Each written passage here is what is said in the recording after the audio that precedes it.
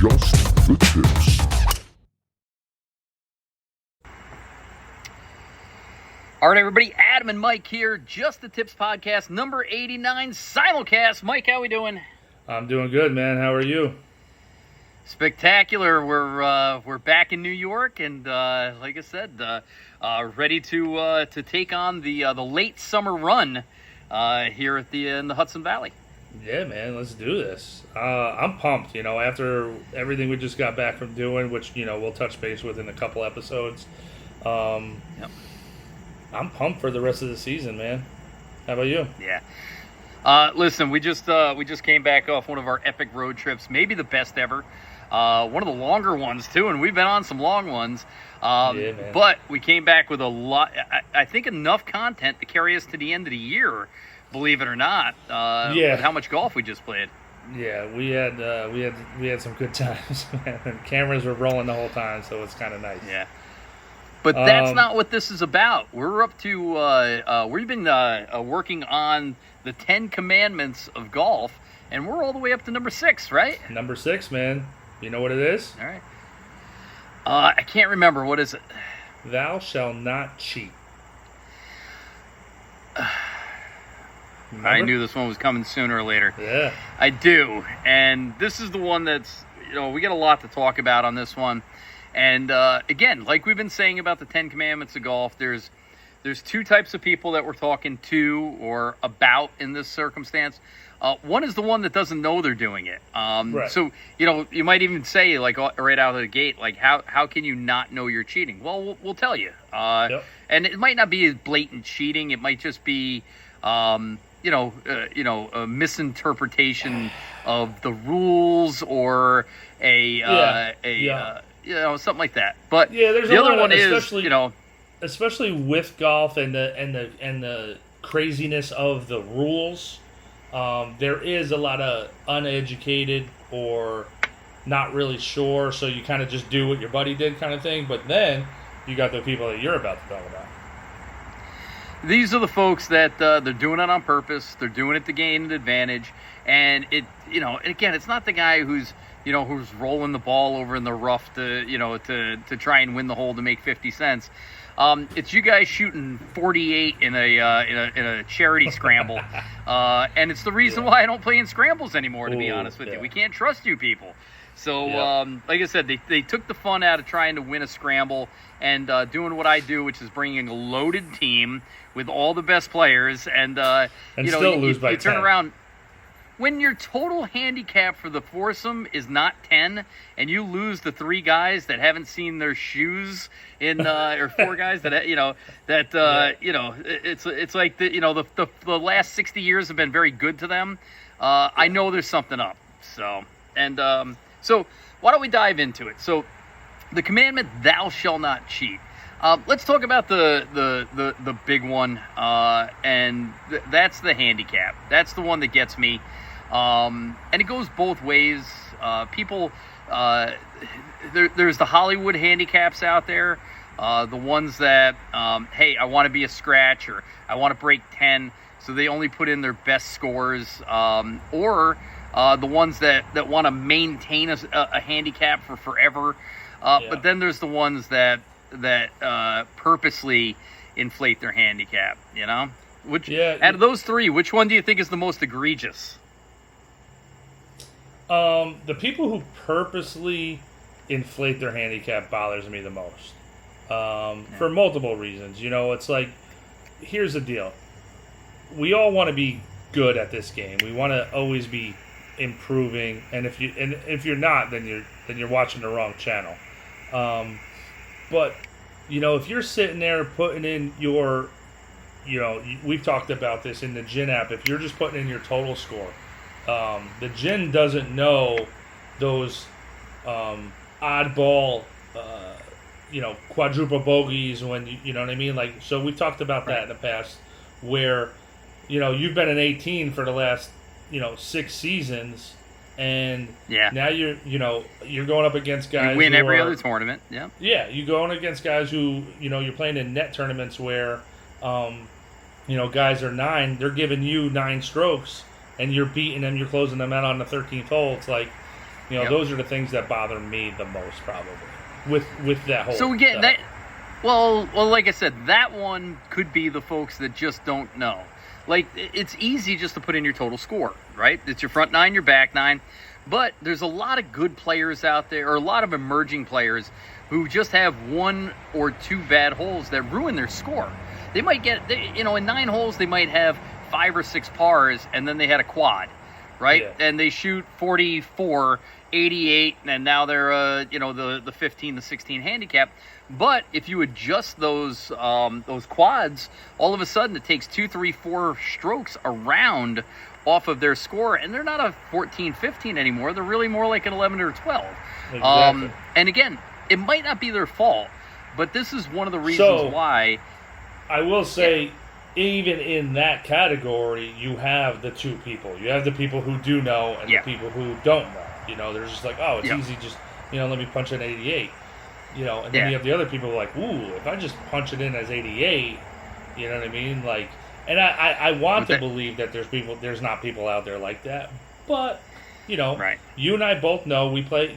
We've seen people. We played against people that they can birdie any hole. They can definitely par a lot of the holes, but they also can spray the ball a little bit, and they're taking a quad, and they're still an 18 handicap. I'm like, that guy's not an 18 handicap.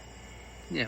So one of the things is as I was improving quickly, it was great to win so many tournaments because I was a 20, but I was playing so well and my handicap was dropping so fast that I was playing better than my handicap. It probably took a season and a half for almost 2 seasons to get to the point where my handicap was my handicap, right? And I won a lot of tournaments. I won a lot of net stuff, but every week my score, my handicap was going down. So it's unusual to win all the time in net events. Now, again, there's always going to be that guy out there who's a gamer, right? He rises to the occasion. The bigger the tournament, the better he plays, right? And we see these folks in the member guest. There's a lot of folks in the member guest where they're at their best in the biggest stakes. And we know they're legit handicaps. We play with them all the time, and they just play better in the member guest. Good for them. But again, you get somebody that they've been playing for 6 seasons, and their team is always winning everything. They're always in the top 5. It's so again, there's something up there. The great thing about a really well done handicap is that you're not going to win most of the time, right? You're going to be all over the place in the standings.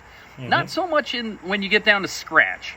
When you get down to scratch or you're playing gross tournaments, elite players will always be on the top of the leaderboard. They'll always win everything, and the rest of us will kind of be scattered all over the place. But in the net division, if you play 10 tournaments a year, I don't even know if statistically you're supposed to win one. Now again, it depends on the tournament, depends on your partner, is it a scramble and things like that. Yeah. But if you're winning 50% of the tournaments or you're placing in the money every time you go out to play, check your handicap. Do us all a favor, please. And again, if you don't know, and and any of this stuff has kind of like made you wonder, dude, then here's the deal. We're telling you right now, start putting all of your scores in hole by hole by hole, because the gin will calculate it for you, right?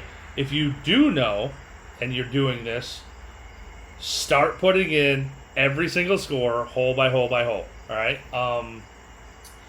What else? What else is there? Who's the? You mentioned it one time, and you might not remember who it is off the top of your head. But there's actually a guy who's got a YouTube channel that calls out cheaters in tournaments. He goes and he researches their gin app. So it's the Barstool Classic, right? So the Barstool Classic, they have probably 24 tournaments throughout the year, and it's a 2-man net best ball, and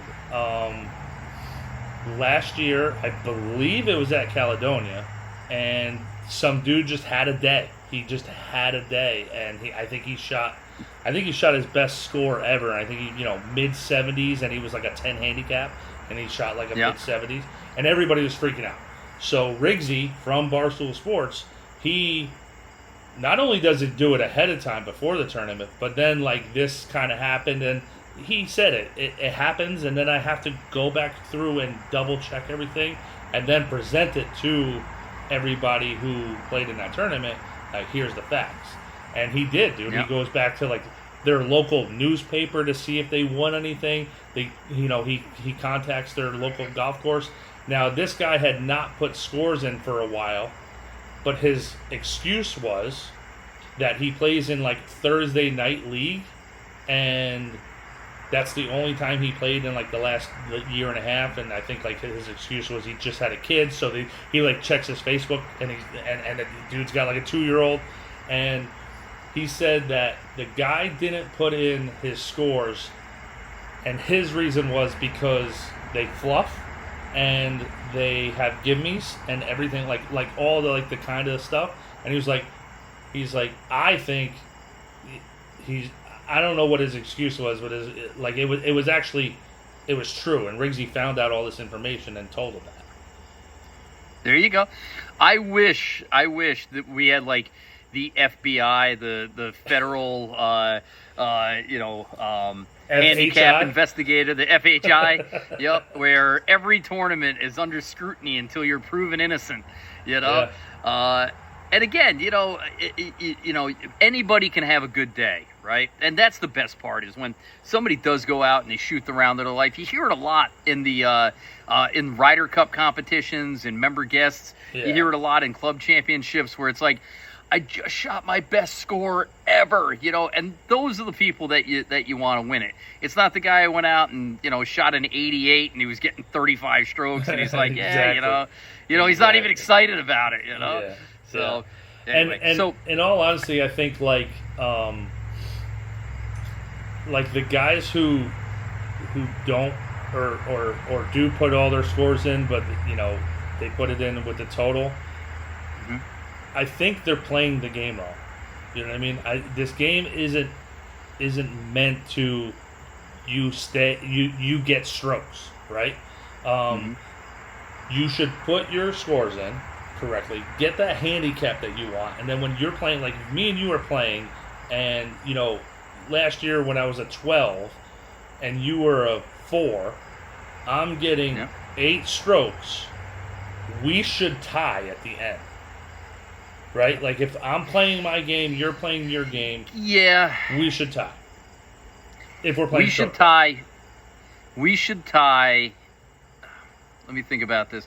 So remember, your handicap is your best 8 of 20. So it's 40%. It's 40% of your total scores, and they're the 40% of your best scores. So I'm not sure if that's necessarily true, if we should tie every time.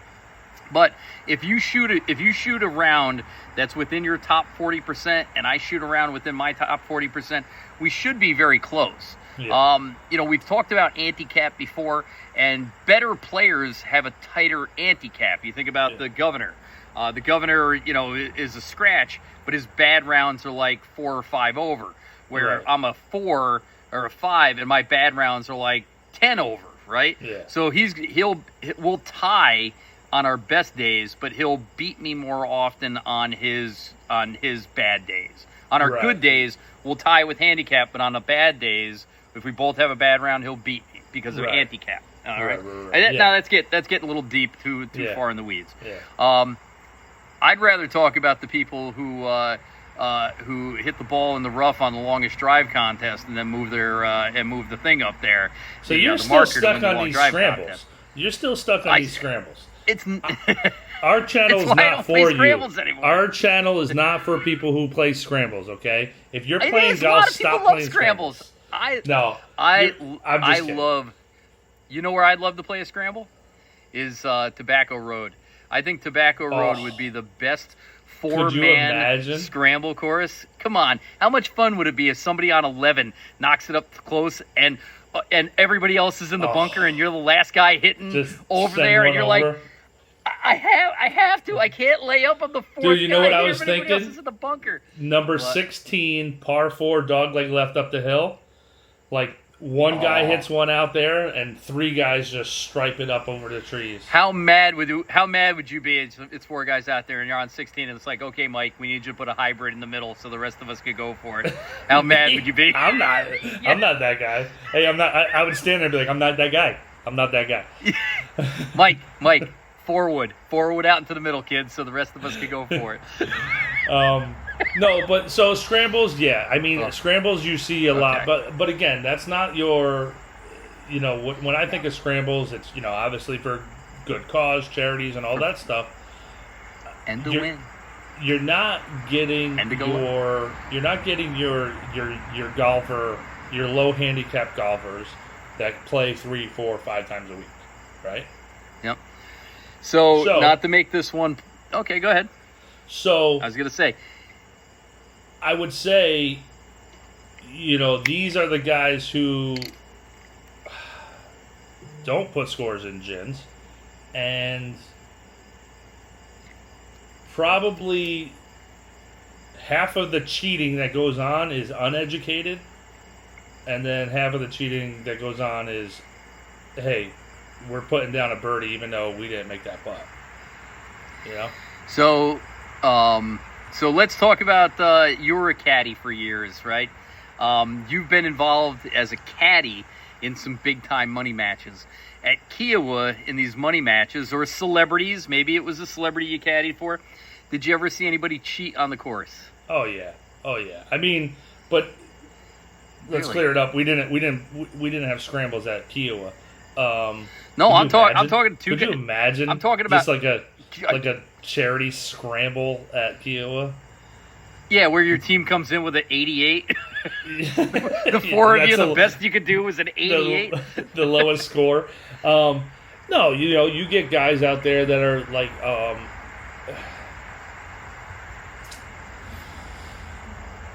man, that's a tough one, dude. So I don't know what to categorize it as, but you get guys that take like very very nice drops. They're like, oh, we're gonna drop up on top of this hill, instead of dropping down there, or were you ever asked, or were you ever encouraged to help somebody cheat to win their match as a caddy? Or do you just look the other way? You're just like, I'm just out here, I'm just for a walk. So depending on the match, right? Like, so Answer the question. We always carry 2, right? We always carry 2. So if it's me and Puddles is carrying his 2 guys that are playing against my 2 guys. So there was always like matches going, like if they were like somewhat decent golfers. Right. I would have to say I would look the other way if I knew somebody was like fluffing or roll, something like that. Looking the other way. I'm sure I was asked or encouraged to like give a better drop, but nothing super crazy. Did you ever call your like, player out? Did you ever call a penalty on your player? I would call it on Puddles' guy. I'm like, dude, that's a terrible drop. Like, no way, back there, something like that. That I like. All right. Okay. But Puddles actually caddied for Bill Clinton, and they called him. Oh yeah, and they called him President Mulligan. Everything was like, I think the one example he gave me was he blasts it right on 12, which drops off, and if the ball goes over there, it's going to the water. He just takes a drop on top of the hill, hits it on the green, 2 putts, and he's like, "Oh, put me down for a 5." So there's a difference though and first off, I love presidential golfing stories. There's a great one about JFK and Nixon playing at the Rhode Island Country Club together, and it's like political rivals, and it turned into how much cheating JFK was do you a good think golfer. went out on that round? No kidding. Mostly on their wives, I would think. But with that said, I do appreciate somebody, and I wish I could be this way. I wish I could just enjoy golf for golf's sakes. I wish I could be like President Clinton and just like, yeah, hit it over there, knock one over here. I'm just out having a good time. I'm not trying to challenge myself every time. You know, there's pictures of like President Clinton with a cigar. You know, there's, you know, Oh, yeah. they said Obama was a good stick. But again, you know, it was just out there for the walk. You know, it just couldn't be bothered with the, you know, trying to shoot a score. So I'm not I will talking say about this. those guys, which I know. still awesome for puddles though. So I will say this, like, if you're that person, that's fine. Whatever you're doing on the golf course, you take a drop that's like, you know, a bogus drop or, you know, a foot wedge or, you're sitting on a route and you want to move it. You're not cheating, right? But the thing is you don't get to go back and tell all your buddies you just shot 76. You know what I mean? Like, that's the only difference That's between true too. going out for like a leisurely, enjoyable round is that score don't count. You know what I mean? Actually, Max Homa just said this. He goes, listen, if you're not playing competitive golf, if you're not playing like college or, you know, your club championship or anything like that, he goes, have fun. He goes, because this fucking game is hard enough. Go have fun. He just said that. I think it was like he tweeted it like 2 days ago. He was like, do not stress about it because this game is hard enough. Go enjoy it. Yeah. So that's the, you know, the thing that I'm getting at is that mostly what we're talking about here is whether you're playing for 25 cents like Harvey Pennick recommended, you're playing for, you know, loser owes a beer, or you're playing $1,000 a hole, or you're playing in the Masters, you can't cheat, right? Yep. That I always like the definition of integrity. The definition of integrity is what you do when nobody else is watching. Who was the guy they caught flattening out his lie in the bunker? Patrick Reed. It was Patrick Reed, right? Yeah. So nobody likes a bad lie in a bunker. Nobody likes it worse than I do.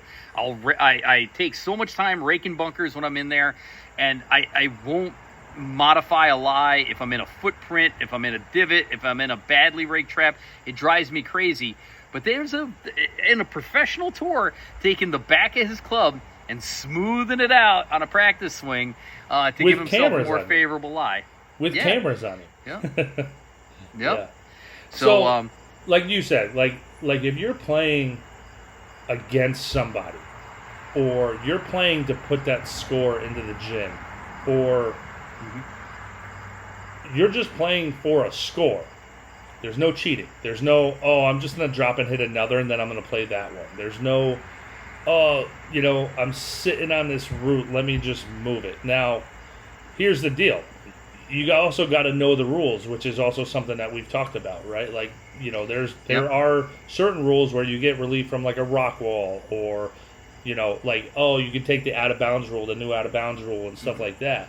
Like, those are certain things that you can use to your advantage if the rule applies. But if it's me and you, and, you know, I'm over here, I have that one video where, you know, you were on one side and I was over here by the trees on 17, and you were like, you better play it right. And I'm like, dude, like, you don't have to say that to me.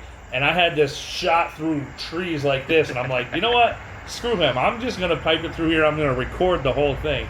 But, you know, that's where, like, those people who do know the rules and do know that they're cheating, where they kind of roll it over like a yard so they can have a clear shot or something like that.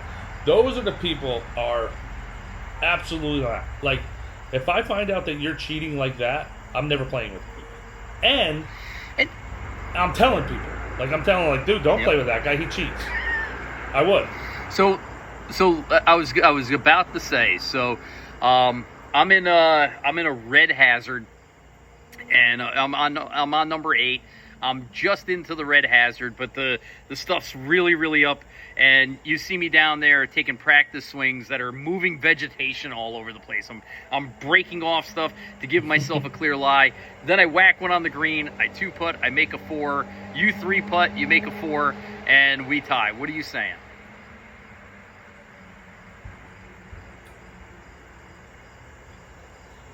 Are you calling me out for being a cheater? Or you letting it go? You just not playing again? Playing with me again? all right, if it's you, I'm calling you out, right? I'm gonna be like, dude, you can't whack a vegetation out of the way, Yeah. right? Like I'll call you out on that. I might say it after, but knowing me, knowing my luck, if I wait until after and you knock that on and make the putt for par and I make a 4, you're gonna think that I'm just saying it after because I lost the hole.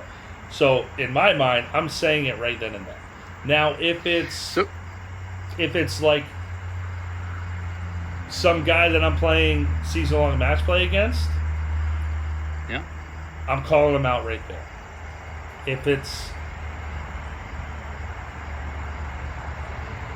So I don't know. So here's one that I heard recently, and I never considered this before, but I think this is important, okay? A good friend of ours who's an excellent golfer is playing in an amateur tournament, and he's playing with a young man who's a bit of a hothead, and the guy hooks one out of bounds on a hole like our number 4, right? But it was a snap dead hook right out of the gate, and the guy goes to take a drop like up at the beginning of the fairway. And the player that we know says, hey, listen, that didn't go out there. It went way back there. I mean, you almost got to drop like behind the ladies' tee, like in this very unfavorable area. And the guy's like, no, I can drop up here. And he said, that's not where the ball went out. And I said to this person, I go, why did you argue it so hard? You know, the guy was, he's already, it caused a lot of tension in the group. These are two strangers playing in an amateur tournament. And he said, I have to protect the integrity of the field. Yeah. And I went, oh. I said, wait a second. This isn't you and me playing and, if he gets up and down, he's going to beat me or it's match play. There's 150 people out here and there's money places 1 through 20 in cash. And if this guy takes the drop the wrong way, he could get money he doesn't deserve. Well, it's my job to call him on that. I'm like, wow. I never thought of that. Not only is he going to get money that he doesn't deserve, he's taking money from the people who would have beat him or by like a stroke or two. But here's the thing also, and here's what I think is a better answer, because if somebody else saw that and he dropped there and hit, and somebody else saw that, whether it's a judge, a caddy, a spectator, maybe somebody was filming it, like maybe like maybe your wife was in the group, or you were in the group and your wife was filming it, and then somebody saw that, he's going to get a 2-stroke penalty on top. And maybe if he already signs his scorecard, then he's DQ'd. You know what I mean? So that's another... Technically, you could be helping him. Right. Yeah. So, like, there's that answer also. So I find that difficult. Like I said, I've always said I don't mind confrontation when I'm in the right. It's very easy to have a hard conversation when you're in the right. But it's not easy to have a hard conversation on the 4th hole of an amateur tournament when you have 14 more holes to play with this guy who's now mad at you. You know, you're out there for another 4 hours with somebody who's pissed off at you. That's not easy either. It takes a lot of integrity to call somebody. But now, here's the thing. Here's the thing with that. And I think this is a little, like, I would probably be in the same situation where I probably want to say something.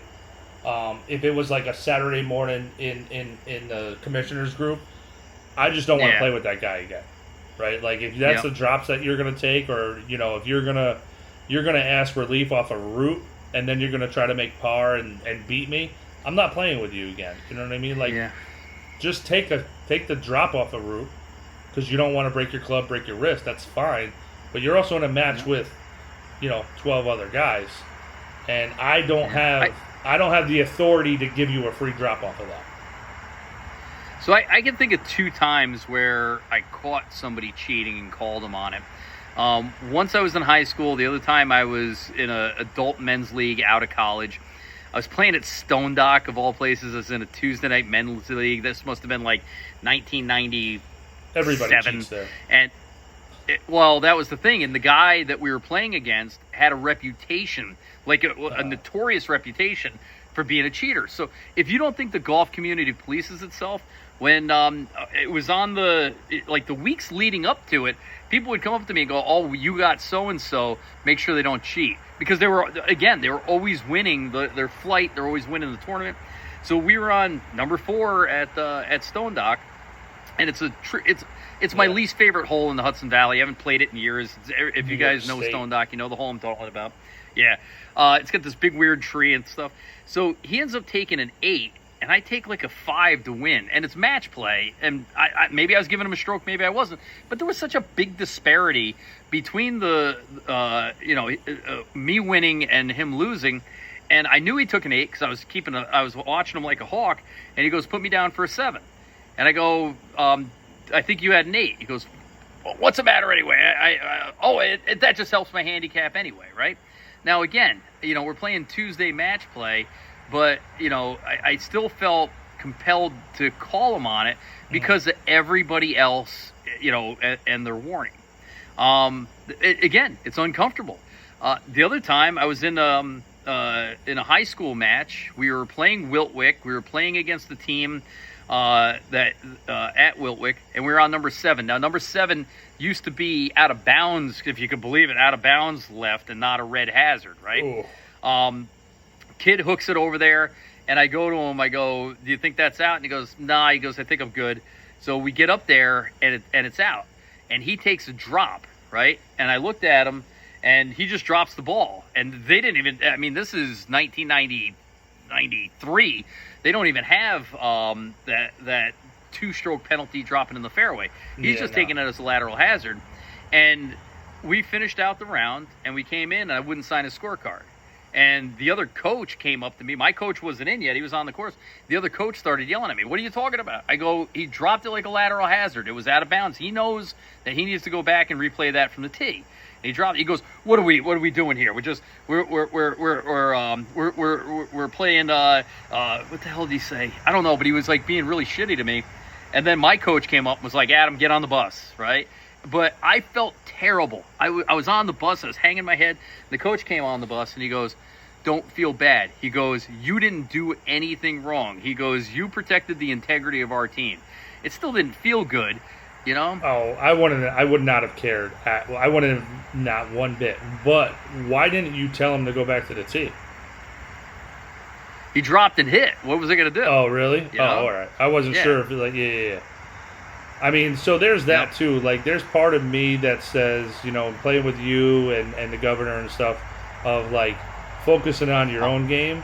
But a lot of times there's like, dude, we also got to keep an eye on everybody. One, because, that way you're helping, right? Like, "Oh, dude, you went out over that tree." And some people are great people, right? Like me, I'm always a little bit further back than I think I am, just to be on the safe side. You know what I mean? I don't want people to be like, "Don't play with Romano, he's a cheater." You know what I mean? Like, how many times have you had a playing opponent go, "Mike, that's too far back. You were more up here"?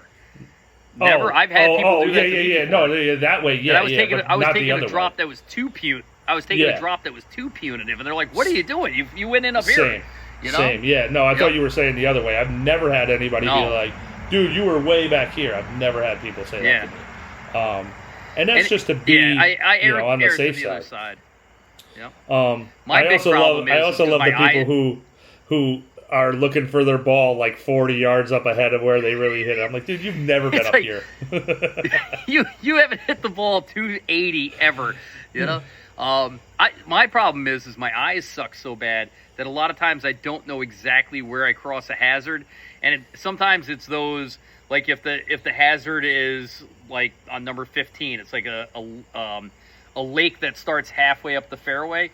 It's like, did it cross on the side of the lake, or did it go straight into the lake? Because there's a big difference, probably 30 or 40 yards, and you're like, so I always ask my opponent, like, if I'm unsure, and I can even blame it on my crappy eyes, and go, "Hey, did that go straight in, or did that come in on the side?" No, now, it's definitely. Here's the other thing too. When people ask me that, I get super uncomfortable, and I'm like, because I don't know, and I always favor them to give them the better lie. Yeah. Give just them say more. you don't know. So, Just say, "Dude, I didn't really see it." Just be like, "I didn't have a good angle on it," But you can't say that 18 times in a round. People start getting mad.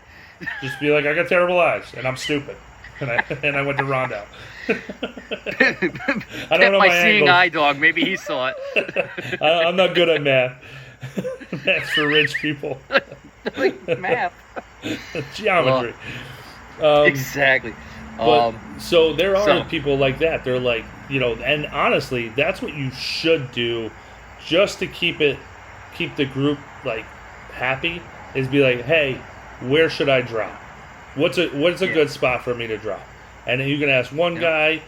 You always want to ask, like, obviously the guy you're playing against, but like if it's you two versus two other guys, ask both of them. Be like, guys, where do you think I should drop? You know what I mean? And get that answer, because again, you might have a different perspective on it. Now, if you're playing against two assholes, they're going to be like, oh, you got to drop way back there, and your playing partner's like, dude, it wasn't that far back. Like, honestly, we're all adults, man. At least we can just like kind of talk a little bit instead of you trying to cheat for your team and be like, you're back here, and like you trying to cheat for your team and be like, no, I was way up there.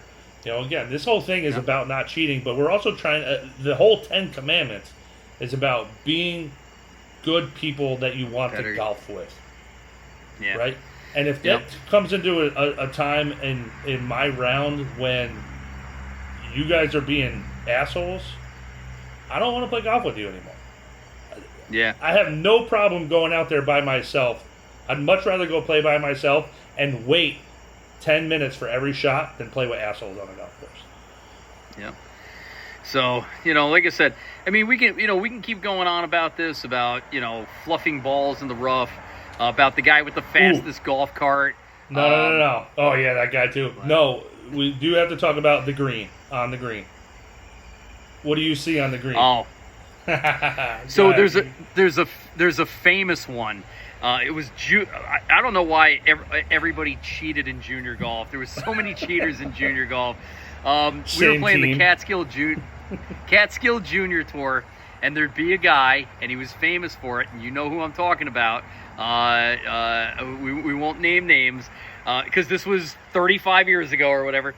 But he would mark his ball with the mark on the front of the ball, and then he would move the ball to the back, and then he'd look at it from both angles, and he'd do it a couple of times sometimes. He'd move his ball up like 6 inches, I haven't seen that one in a long, long time. I've seen the guesstimate.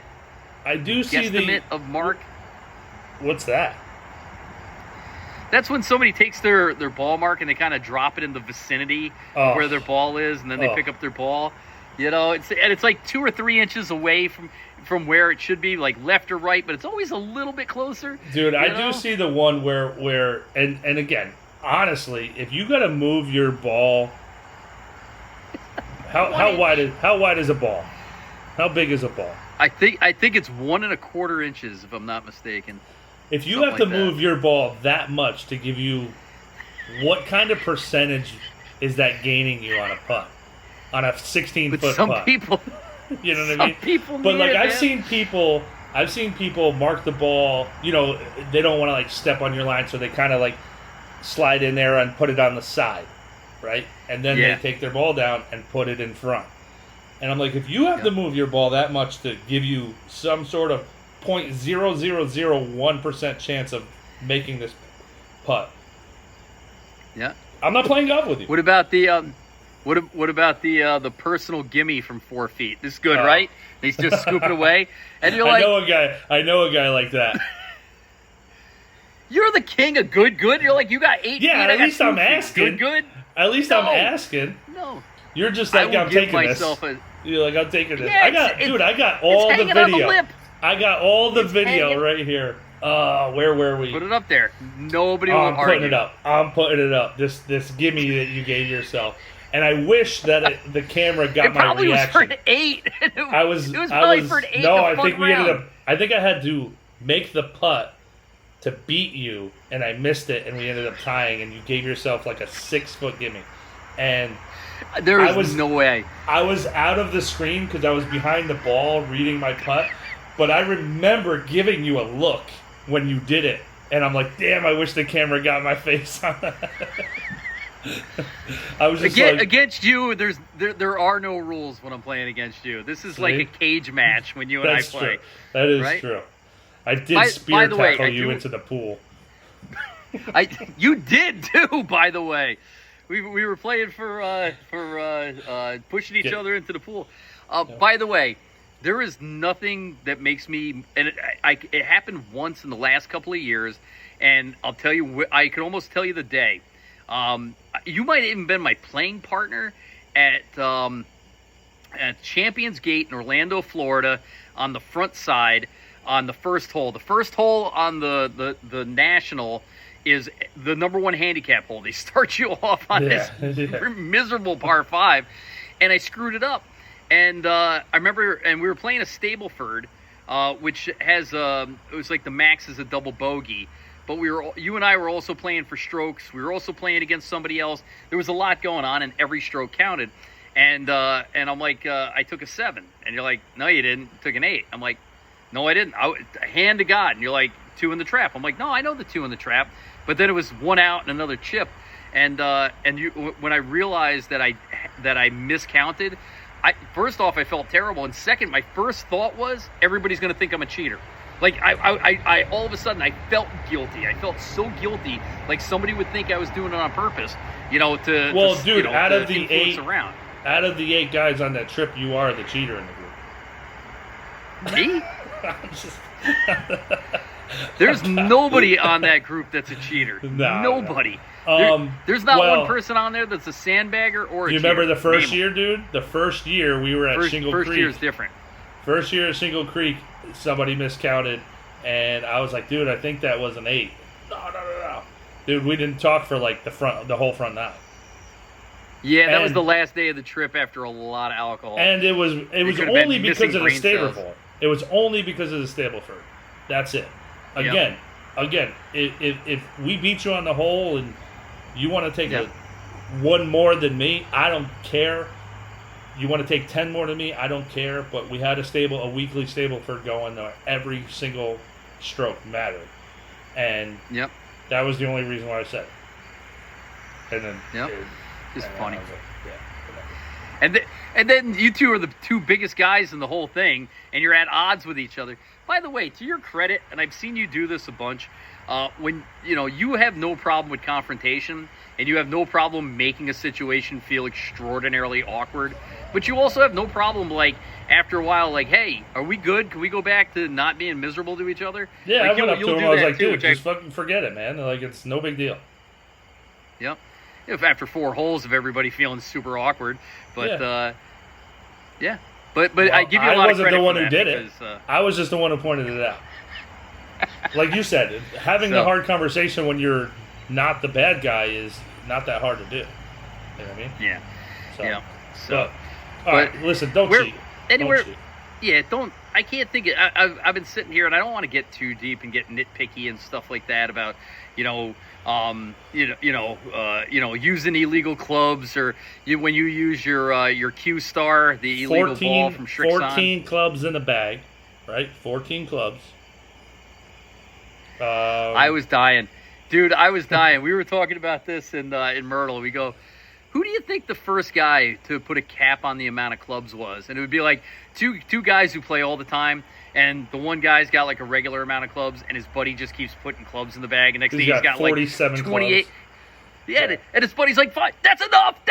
No more than 14. 14's the most you can have." 14 clubs. What else? Illegal putters and shafts and chippers. No and stuff chippers. Like that. Can't have chippers. Yep. The sandpaper wedges. You can't have a sandpaper wedge. Yep. The alien. You can't have the alien wedge. Yep. The one with the holes in it. One more that we need to definitely touch base on, and this can be the last thing. Okay. When you're in a bunker, that's not a waste area, right? Tobacco Road, Tot Hill Farm, it's all waste area. True Blue. Do whatever you want. You cannot put your club on the ground until you hit the ball. Ever. You hit the ball. So a lot of people, when you say that and they don't really play, they think you can't hit the ground at all, right? Obviously, when you're hitting the ball, you can hit the ground, hit the sand. But you cannot put the club down behind the ball when you address it. You have to hover the club, pull back, swing. You can hit the ground, hit a little bit of sand, splash it up. Okay? Stop putting the club on the ground at address in a bunker. So what about you're walking into a bunker and the club falls out of your hand and hits the sand? Penalty. Yeah. Penalty. Isn't that crazy? No. I've seen it before. Huh? It's not crazy because if it wasn't a penalty, people would do it on purpose. Oh, I dropped it. I've seen it where guys put their bag on the top of a bunker and a good wind comes and knocks their whole bag into the bunker. Ooh. It's still just the one penalty. You don't get one for every club that's in there. 13 penalties. Here's one though for you. I saw a bird do this one time, and it's anybody with one of those remote carts. He squatted down to read a putt, and his remote was in his hip, and it hit the button, and this cart rolled into the bunker. No penalty because his ball's not in the bunker. Yeah, you're not right? in the bunker. He's he's on the green. Yeah. But if you're in the green and your club drops, or what about your caddy goes to throw you the club and you miss it and it hits the sand? Dude, penalty, man. Penalty, right? Isn't that crazy? Yeah. Yep. So there's a lot of like little things like that where, like, you know, if you're not educated in it and, you know, you don't care to be educated in it because you're only going to play recreational, you know, Saturday afternoon golf, that's fine. Yeah, don't worry about it. Don't worry about it. But, you know, if you want to start the minute we're playing for a quarter or a beer. Yeah, Saturday morning group, you got to know the rules. Thursday night league, like we have Mr. Kaiser, he plays in Thursday night league, and he asks us questions every Friday about, hey, this guy did this the other day, or maybe what about this, or this happened to me and I wasn't really sure what to do. Like, he asks questions because he wants to know, because he wants to make sure he's not the guy who's saying this dude cheats all the time, you know? By the way, there's so many rules and nuances to golf. If you ever read the rule book, I mean, the thing's this thick. We watch videos almost every day of, you know, if I'm in this situation. Bottom line, guys, if you're not sure what the rule is, right, instead of making a wrong play 2 balls. Play 2 balls. But here's the trick. Yeah. Yep, and then go ask the pro afterwards. Some amateur tournaments will have the pro on speed dial. Some bigger tournaments will have rules officials on the course that you can ask. But anytime there's a dispute where it may come down to affecting the outcome, just play 2 balls. Play one the way you want to. Play the alternate way. But here's the trick. And this is one I did catch somebody doing, but it's so nuanced. Actually, Mike, I think we're creating a video here on how to cheat. Like, if you didn't know how to cheat, we're teaching people how to cheat. But here's one that I saw. The provisional that's marked and is exactly the same as the original ball. So one kind of close to being out of bounds. Hey guys, just gonna hit a provisional. Put the ball down, hit it. 2 with a red dot. And I walk up and I find the other one kicked back in, and it's like, which one's your? That one's my provisional. It can't be. It's in this weird spot over here, right? Yeah. But they're both the exact same ball. So is that your provisional? And the person, I think, was trying to get away with something. I think that, honest to God, they hit it out of bounds. They hit the second one, and when they found it, was hoping nobody was around and say, "Oh, I got it. It's my red number 2," right? But I found the other one in a weird spot, and I go, "This is a red number 2. Which one's your ball?" Yeah. Oh, I think that's the provisional. Can't be. It's or way back here in a weird spot. You had one that the guy hit one, and he goes, "Ooh, I think I'm gonna hit a provisional," even though it was totally findable, and he was just trying to get extra reps in. And again, that's not cheating. That's just bad form. That's like, It's because bending the rules to your advantage. I can see the ball. And he's like, no, I think it might have got out. I'm just going to hit a provisional. And all he was doing was trying to get an extra swing because the next hole that was coming up was a tight driving hole. You know, and I'm like, it's kind of crappy. Now, here's the deal. There are certain ways to use the rules to your advantage to help you that isn't cheating, you know. But that's a whole other story. We're not going to dive into that. That left-handed off the cart path. Mike, do you see the one, and I'll end here, but do you see that one? It's been coming up a lot on trending videos. and they talk about unusual course conditions to give yourself free relief. I did. You've seen a lot of these where, hey, it's a little bit of a wet area, but somebody drove a tractor through there, and there's big tire ruts. That's not intended to be part of the course. So even though it's not marked white, you should give yourself relief because it's an unusual is that what you course saw? condition. Or because I saw one like dry, like cracked hard pan in the middle of the fairway. Take it out. Saw that one? Yeah. Yep. Saw that one. When you're supposed to be in a playable area and it's not playable because of adverse course conditions, even though it's not marked, you can take nearest point of relief, no penalty. I mean, obviously you have to ask your playing opponent. Yeah. But again, if your playing opponent doesn't agree with you, play 2 balls. Play 2 balls. Yeah.